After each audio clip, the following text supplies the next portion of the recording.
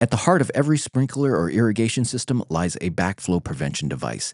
In this video, I'm going to show you two common backflow prevention methods. I'm also going to discuss how these systems can potentially be compromised. Let's get started.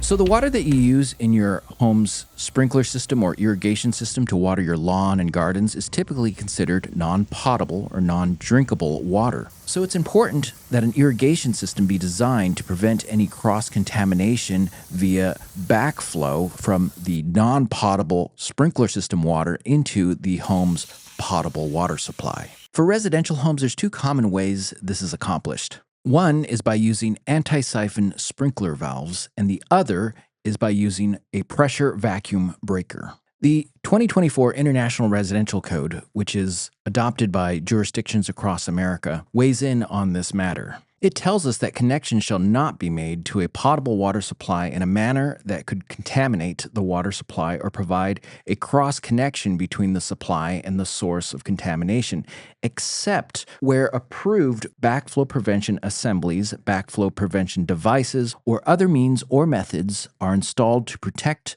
the potable water supply. It then tells us about atmospheric type vacuum breakers. It talks about two different types, but then it says both types of vacuum breakers shall be installed with the outlet continuously open to the atmosphere.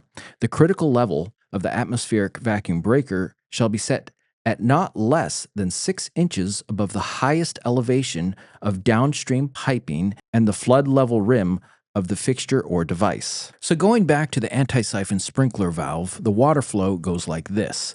So the water first goes through the sprinkler valve and then it goes into the atmospheric vacuum breaker. Let's unscrew this vacuum breaker to see how it works. So there's this plunger that moves up and down. When the water is turned off, the plunger drops. It exposes the water to the atmosphere. This prevents a siphon or a backflow. When the water is turned on, it's pushed back up and it prevents any leaking. Now, if we look at the body, it's pretty simple. Water enters the body of the atmospheric vacuum breaker from the sprinkler valve and it exits at the bottom. Now, this is where things can go wrong. The atmospheric vacuum breaker should be at least 6 inches above the sprinklers. What may have started off as a correct installation with repairs and alterations over time, those sprinkler heads can be raised to a level higher than they should, which can actually compromise the safety of the system.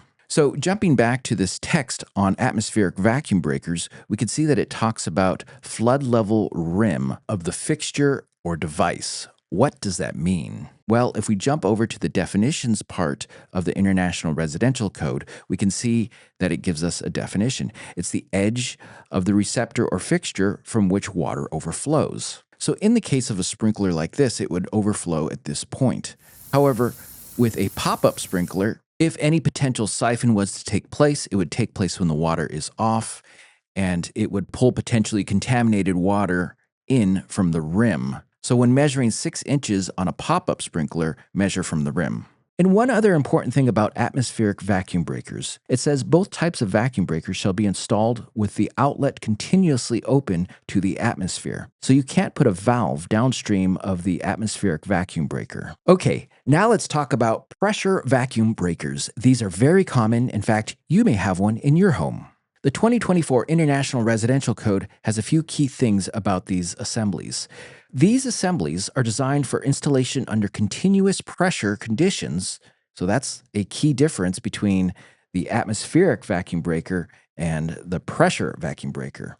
But there's conditions on it, where the critical level is installed at the required height. So what is the required height? A little further along, it says that these shall be set at not less than 12 inches above the highest elevation of downstream piping and the flood level rim of the fixture or device. So the water enters the assembly from the bottom and it exits through the side. If we were to take a look at where the water enters the assembly, we can see that there's a seal inside. When the water flows into this device, it pushes that seal up. If we push that seal up with a screwdriver, you can see it pushes up. It's a spring-loaded check valve, and it closes when the water pressure from upstream stops. An air relief valve opens at low pressure and stops any back siphonage. Now, because it's designed to handle constant pressure, you can use a sprinkler valve that does not have an atmospheric vacuum breaker on it. So if you have the anti-siphon sprinkler valve system, every single sprinkler valve needs an atmospheric vacuum breaker connected to that line or zone. So you'll have potentially many different anti-siphon sprinkler valves. However, if you have a pressure vacuum breaker, you can have many sprinkler valves attached to it, and you don't need to have the atmospheric vacuum breaker attached to each line. Now remember, there was that qualification that it needs to be at least 12 inches above the highest sprinkler head.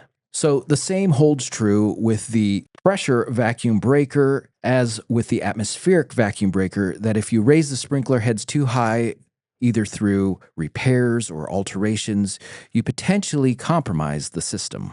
So there you have it, 2 very common backflow prevention methods. You may have one of them in your house. I also recommend checking what the codes regarding backflow prevention are in your area, as these codes can change from jurisdiction to jurisdiction. Well, I hope you found this video helpful. If you did, it'd be much appreciated if you hit that thumbs up button. By the way, we put out videos like this on a regular basis. They include simple repairs that many homeowners can do, as well as house knowledge like this. Have a great day, and bye for now.